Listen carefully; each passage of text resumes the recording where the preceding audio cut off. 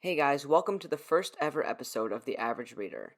I'm your host, Nick Denenberg, and I am so happy to be starting this podcast. Make sure to follow us on Instagram at the.average.reader for all of the latest news regarding this podcast. Feel free to DM us or email us at theaveragereader31@gmail.com for any feedback, any input, any of your own thoughts. I'd love to have a conversation with you guys, or to give us suggestions on any movie adaptations or books you would like me to review next. Alright, so today we are going to be reviewing Ready Player One, written by Ernest Cline, and the release date for this book was originally August 16th, 2011, and the publisher was Crown Publishing. There is a sequel to this book, Ready Player 2, and it was released in 2020. I have not read this yet, although I have heard very negative reviews on the sequel. However, I have ordered it on Amazon so I can read it for myself. Whether or not I make a review, well, I guess that's up to me. I'm not sure about that yet. There is a movie adaptation. The movie was directed by Steven Spielberg. It was released in 2018. I have seen it. If you guys would like me to review it, then let me know on Instagram or shoot me an email. I am very happy to review any adaptations for books I review, although I would like to do them in separate episodes. Alright, so from here on out, it is your fault if I say a spoiler and you hear it and you're upset about it. So from here on out, there are spoilers. So for the main idea of the book, I'm just going to read the back cover of the book. Just to clarify, this is not my summary. I did not write it. This is straight from the back of the book. In year 2044, reality is an ugly place. The only time teenage Wade Watts really feels alive is when he's jacked into the virtual utopia known as the Oasis. Wade has devoted his life to studying the puzzles hidden within the world's digital confines. Puzzles that are based on the creator's obsession with the pop culture of decades past, and that promise massive power and fortune to whoever can unlock them. But when Wade stumbles upon the first clue, he finds himself beset by players willing to kill to take this ultimate prize. The race is on, and if Wade is going to survive, he'll have to win, and confront the real world he's always been so desperate to escape. So yeah, let's first talk about the setting. I love the setting of this book. The environmental conditions in the real world of this book, it's a definite possibility. I don't know all the science behind it, but, climate change and energy consumption, it's a real thing. And this is a very possible future. I don't know if by 2020 or 2044 or if 2080, I have no idea on that, but this is a possible future. So, with that being said, the Oasis is definitely a possible thing, and that's really what I loved about this book. So yeah, with the possibility of environmental conditions being so bad in the future and climate change taking over, poverty, a large onset of poverty is definitely a possible thing. And I think the race to provide entertainment and jobs for people who are impoverished and don't have as much resources will be a real thing in the future. So then becomes the question, how does humanity adapt while still maintaining happiness and entertainment? And the Oasis being the main setting of the story, it provides an escape from the bleak reality of the Earth in 2044. So yeah, that's basically the setting of the book, with the entire world written by, way too much energy consumption, climate change, and a large majority of the world being poverty-stricken. How is the world going to escape from this bleak reality? And James Halliday has created the answer, which is the Oasis. So yeah, let's talk about some of the characters. I'm just going to go over 3 to 4 of the main characters. Obviously, there are a few more I could talk about, but these are the ones that really stuck out, and I think I really learned a lesson from in this book. So let's start with Wade Watts. He's definitely a relatable character. I think for many, he's an average person in 2020 or 2044. He's impoverished. He has no money, and I think that provides him a real character here. The only way he is able to access the Oasis is through school-issued gloves. He doesn't have a haptic suit, I believe. He doesn't have an omnidirectional treadmill. He really has bare bones, and yet he still spends a large majority of his time in the Oasis. And him being impoverished really shows that the Oasis is the only escape. There's no real fun to be had in reality at this point. His only escape is the Oasis. And having such a cruel aunt and his parents dead at such young ages, I believe from drugs. Don't quote me on that, but I believe they both died from drugs. His aunt being so cruel, showing that a lot of people have become greedy in this time. His aunt shows that his only escape is the Oasis. He doesn't even come home that much anymore to his aunt's house. His only escape is the Oasis. The only connection I can think of to the real world is the old lady who is his neighbor, who he really likes and enjoys coming down to see her every once in a while. That's the only connection I can really think to the outside world for him that he really cares about. He's also in high school, which I think provided definitely a relatable character for me, having to navigate high school while also having other interests. I think that was really interesting. And he's a gunter, so I'm assuming you guys have read the book, so you know what a gunter is. And this kind of provides, what would you say, an obsession for his character. This is what he does in the Oasis. This is his interest. A lot of people go to the Oasis for a new experience and eventually stay there for all the things they can be, which is, I think, a quote from the movie or something like that. And his main thing in the Oasis is chasing Halliday's Easter egg. And I think it's definitely an interesting thing, and it provides, in this day and age, I guess, like, sports and extracurricular activities aren't much of a thing. The Oasis is the only thing. And he goes to school in the Oasis. He spends time in the Oasis. His only few friends are in the Oasis. So his world definitely revolves around Halliday's Easter egg and this competition. And, I think that really speaks to his character. His obsession is not only the Oasis, but the creator of the Oasis. So yeah, I really enjoy that. I definitely have a few of my own obsessions, and him being in high school is definitely relatable. I think Wade is just a solid character, and he does definitely represent the average person in 2044, and it really shows the power of the Oasis and what it has done to connect people. Next, I want to talk about H. He is kind of like the best friend trope. He's always there with Wade throughout, I guess, the first half of the story. They split after a while, but I get again they end up coming back together. But really pertaining to the first half of the story, he provides the best friend trope.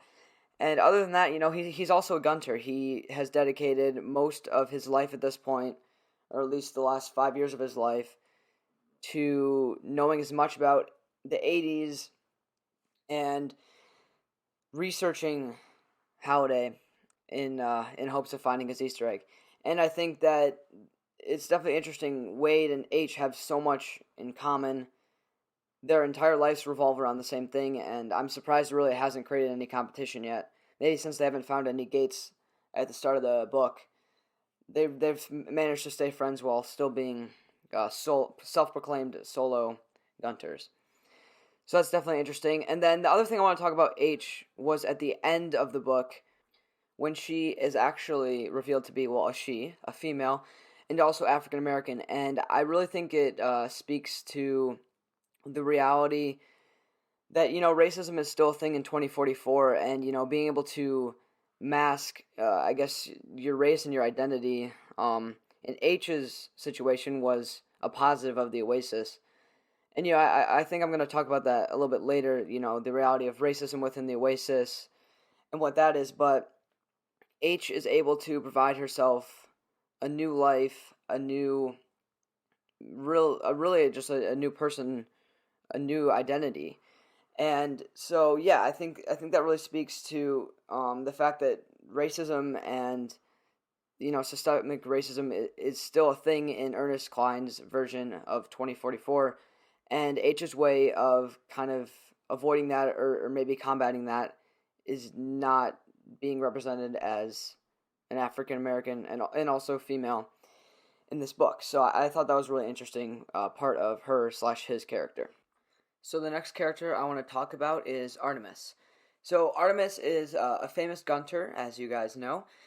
And I think one of the major points of Artemis is she shows, or at least this is something I took from it, she shows the human side of a content creator. I really like that part of her. She's able to have so many fans. She has a famous blog, and then when she interacts with Wade and H and all of the other gunters, she actually seems like a a normal person, and she was a really complex character. I think she had a lot of different interests, and just like Wade and H, she shared the same interest in finding Halliday's egg, and so through that she was able to build a lot of friendship and camaraderie with H, Wade, and some other Gunters.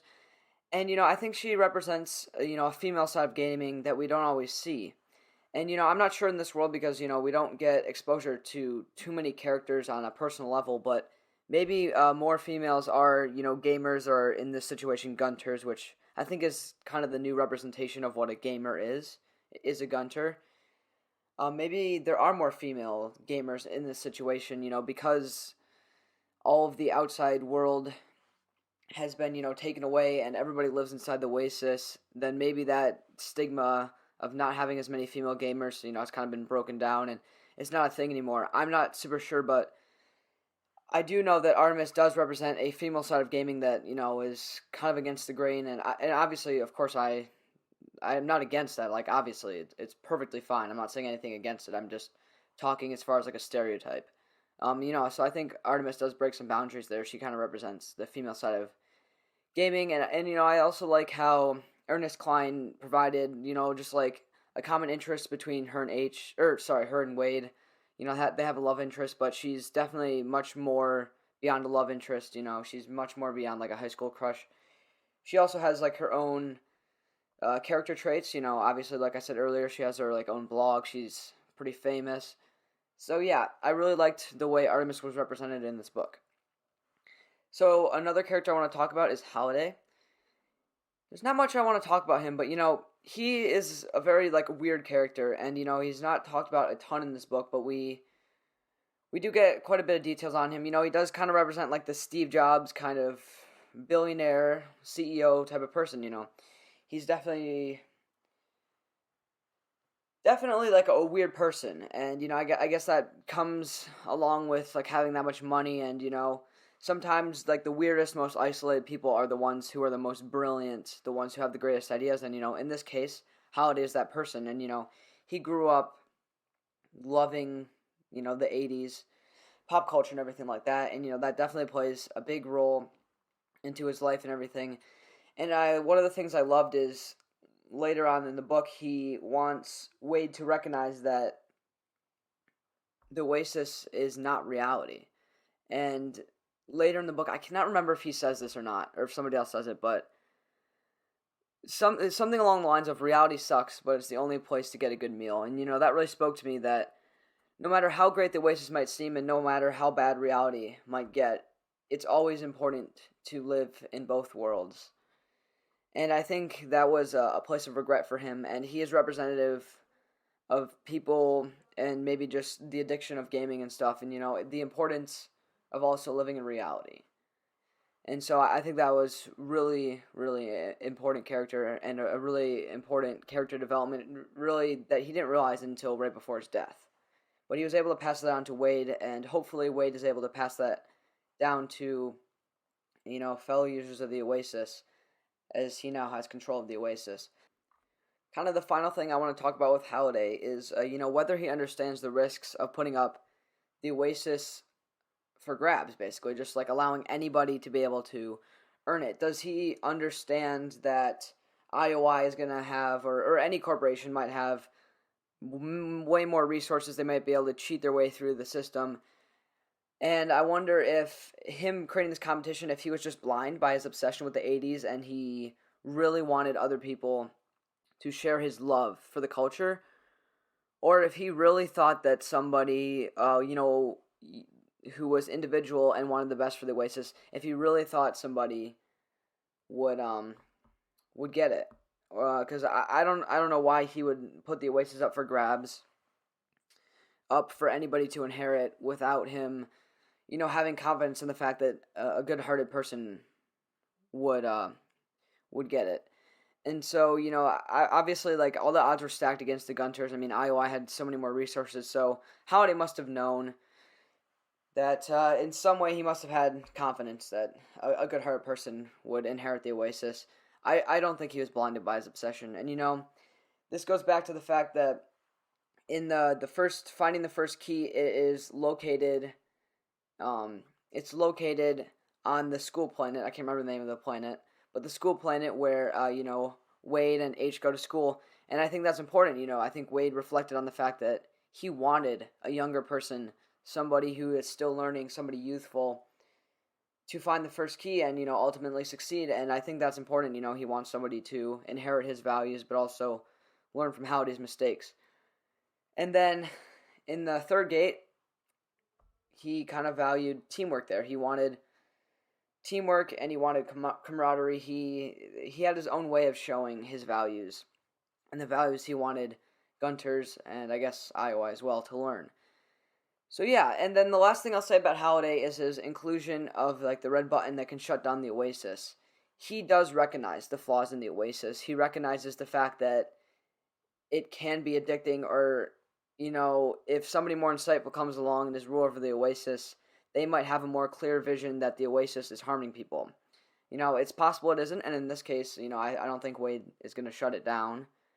But Halliday does include that button that shuts down the entire Oasis forever, and I think that's a really interesting part. I think it says something about the fact that Halliday is able to, have some like self-awareness, and he's able to recognize that maybe the Oasis is not the greatest thing ever, and in that case there is that button for Wade or any future ruler of the Oasis to use.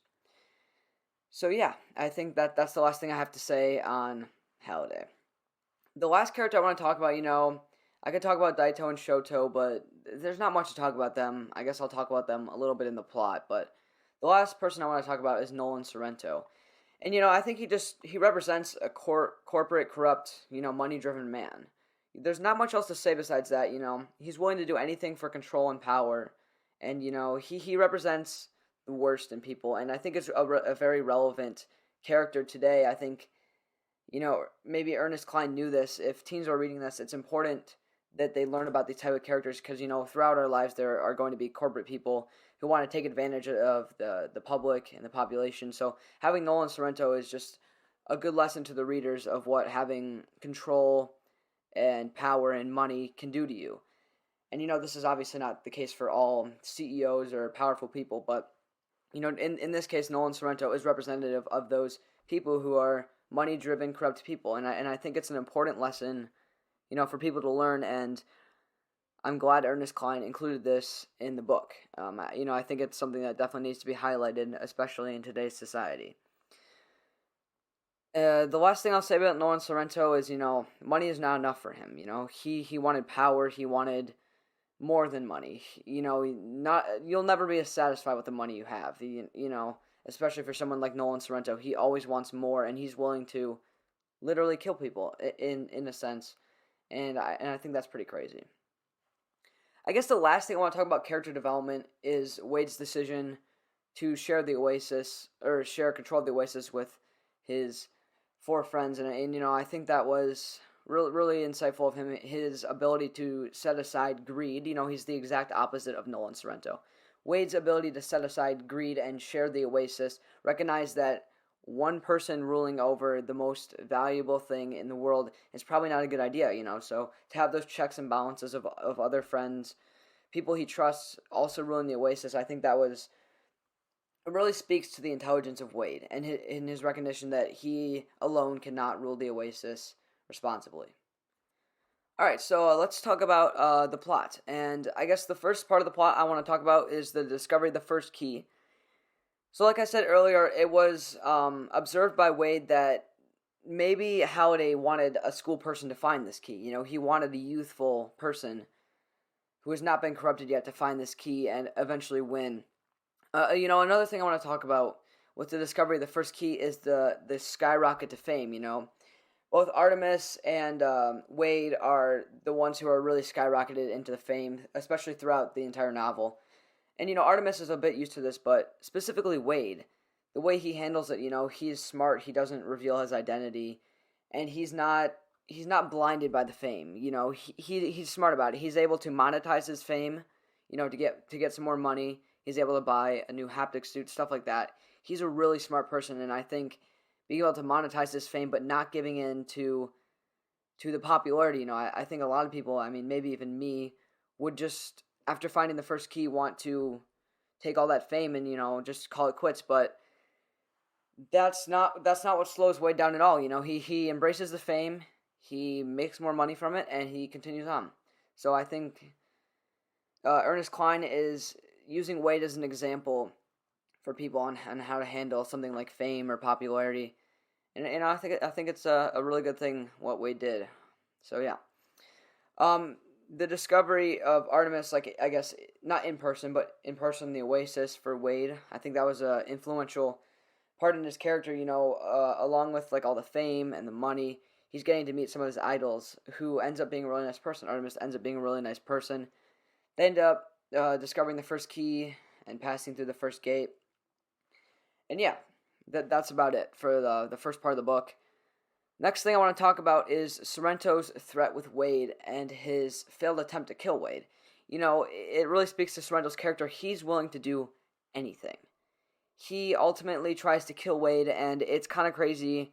Wade reflects on this. If Wade had been in his apartment, this whole story would not have happened. IOI might have succeeded in this case.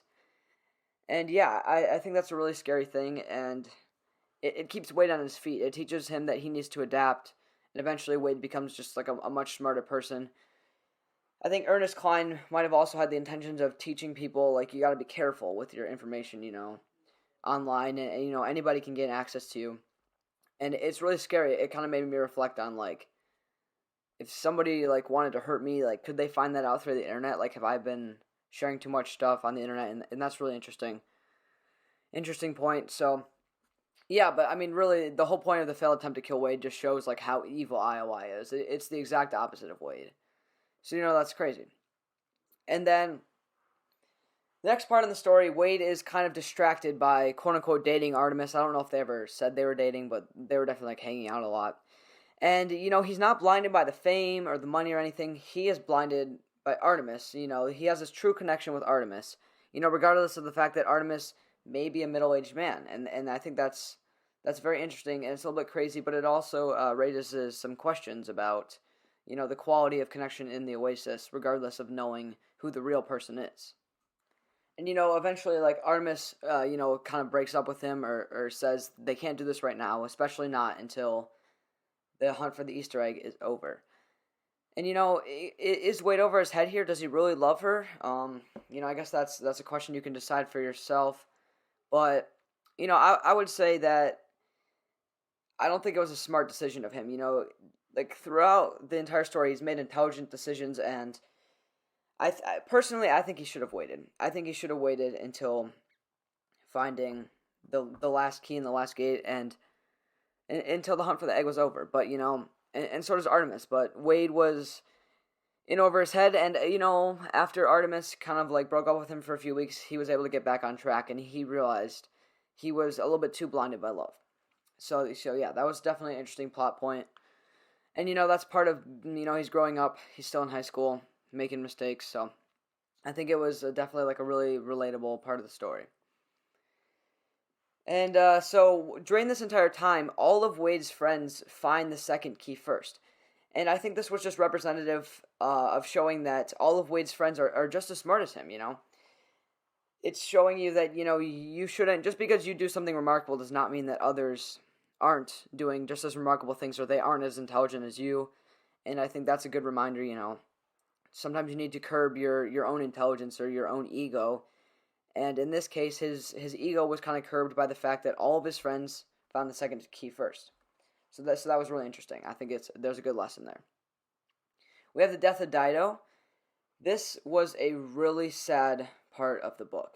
I think it was sad because, in a typical book, you always expect a happy ending, but even on top of happy endings, usually none of the main characters die. And I would consider Daito and Shoto main characters or important characters. And so IOI killing Daito just, again, it shows how evil they are. They attempted to kill Wade, but they succeeded in killing Daito. And that was really scary. I think I was really shocked there. It was in such a fast-paced novel for it to slow down there and to just contemplate Daito's death for a while. Shoto telling Wade what it meant to be Daito's brother, or as we later find out, just friend. And yeah, so I think it was a slowing point in the book, and I think it really made me reflect on, IOI and what kind of corporation they are. Now, here's my favorite part of the book. My favorite part of the book was Wade's ingenious plan to become indentured. And I think it really shows how genius he is. One of my favorite things about a book is where the author absolutely shocks you. Something you might only expect out of a mystery novel. But in this case, and in some of my favorite novels, the authors are able to pull that kind of that shock, or that planning, where the whole plan is revealed. A lot of times in like a murder mystery, you will eventually find out how everything really happened in the mystery. And in this case, it wasn't the exact same, but I love that surprise of finding out Wade's entire plan of becoming indentured. Reading through that part, that was my favorite part of the book. It was really shocking to figure out how intelligent Wade really was. So yeah, I think the planning and intelligence of Wade really shocked me, and I think it provided a great addition to the story. I think even without this part, the book was great, but this put it over the edge for me. I think this was, my favorite part of the book. I love this part of the book. Seeing all the planning and everything from Wade, and how he was able to hack in, but months before he bought these codes, and he still remembered them. It shows his dedication to memorizing stuff, and just learning stuff, and his ability to look ahead. So I think it was a really important part, an important character development for Wade. And also, you can't put it past Wade, the fact that he put his life on the line. If this doesn't succeed, if this crazy plan, which is probably very unlikely to succeed in most situations, if it doesn't succeed, he's indentured for life. So his dedication and his love for his friends to do this, it's crazy, but at the same time, it really shows how much he cares for his friends and how obsessed he is with finding Halliday's egg. And so yeah, this was probably my favorite part of the book. I think it was a turning point for Wade, showing how much he's willing to risk his entire life, essentially. And yeah, I really like this part of the book. The next thing I want to talk about is, how IOI overlooks, Halliday's attention to detail. They think that this hunt for the egg is meant for one person. And, he does not see that Halliday wants the players to also value teamwork and camaraderie in the third gate. And so eventually Wade ends up figuring out what needs to happen for the third gate to be opened, and he recognizes that Halliday not only wanted somebody who wasn't controlled by corporate, somebody, a school kid, right? Somebody who was still innocent and could still learn, but also somebody who had friends and who valued teamwork and who would ultimately make better decisions in life. And he was able to kind of filter out IOI through the third gate. And, I think that was really great. And then the last part I think I really want to talk about is the final battle, which, it made me so jealous, and it made me really hope for a massive video game or a future in VR like this someday. The video game part of me, I guess I grew up playing some video games. I don't play a ton, but in this situation, like, this is incredible. Seeing all of these people come together to help Wade and his friends reach the third gate, I think that was incredible. And, it showed everybody's, literally everybody except for IOI wanted the Oasis to stay the same or be ruled by a more worthy Gunter. And, the clans even helping out. After all this time, these people don't show an ounce of jealousy. They don't show an ounce of regret. Not a single Gunter tries to slip behind the cracks and complete the challenge for themselves. They care that much about the Oasis. And I think that was a really good part of the book. Yeah, the last thing I'll say, I guess, is, I talked about this earlier, but Halliday's, kind of reflection before his death, telling Wade that, reality is important. You can't just forget about reality, The Oasis is not everything. It's an important part, it's an important resource, and it's definitely the future. But he tells Wade, it's important to still focus on reality. And then ultimately Wade's decision to, like I said earlier, share the Oasis with his friends. I think that spoke a lot about his character, and I'm really excited for Ready Player 2. I guess a lot of people have told me it's really bad. I've read a lot of reviews saying it's bad, but I'm gonna read it for myself, and I'm just really excited to be re-immersed in this world. I think even if it's a bad book, I am so excited to be re-immersed in this world. Have a new experience in this world, and I'm just really excited to visit this world. Even if the story's bad, I deeply long for a world like this. Somewhere where you can go into VR and anything is possible. I think that's incredible. So I'm really excited to revisit this world. So yeah, I guess the theme and messages of this book are just kind of like teamwork, friendship. I think another message is corporate corruption. Camaraderie is a great one. I think there's a lot of different themes and messages. So if I missed any, feel free to email or DM me with them, and I'll be glad to shout them out on the next podcast. So I guess the last part of this podcast are just some of the questions that I was asking myself throughout the book. As reading, I wrote down these questions, and these were some of the major questions that I had throughout the book. The first question that really stuck out to me is online love sometimes more real in a way? And, I was talking about this with some friends the other day. If you, like in the case of Wade and Artemis, their love is solely on a personal level. It's on a level based on their personalities, their interests. It has nothing to do with their physical appearance, their race. I mean, one could even argue gender. But, obviously that's like, if you're straight, then that might be a little bit messed up, I guess I wouldn't be wanting to, like, have, like, a love connection with, like, a middle-aged man either, but, like being able to mask your real identity and just have somebody love you for your personality, I think that's a really powerful thing. And so that was one of the questions that was brought up, is online love more real in a way? And I don't know, maybe that's just something to ask yourself. Would you rather have somebody just love you for your personal, your personality, instead of your physical appearances or your race and social status and stuff like that? And I think that's a really interesting question. So this is a question: is the Oasis a way to avoid the issue of racism, or is it a way to cure it? And so in the situation of H, and she talks about her mother doing the same thing essentially. H has hidden both her gender, and her race. So and I was pondering this: is the Oasis a way to avoid the issue of racism, or is it a way to cure it? And I guess I lean more it's a way to avoid racism, right? If you're not being proud or showing who you really are, then I guess you're not curing racism. But it definitely is a way to avoid racism. So I don't know. I just thought that was really interesting, and I don't want to like speak on such a sensitive topic too much. But it is an interesting question, I guess, for you listeners to ask yourself.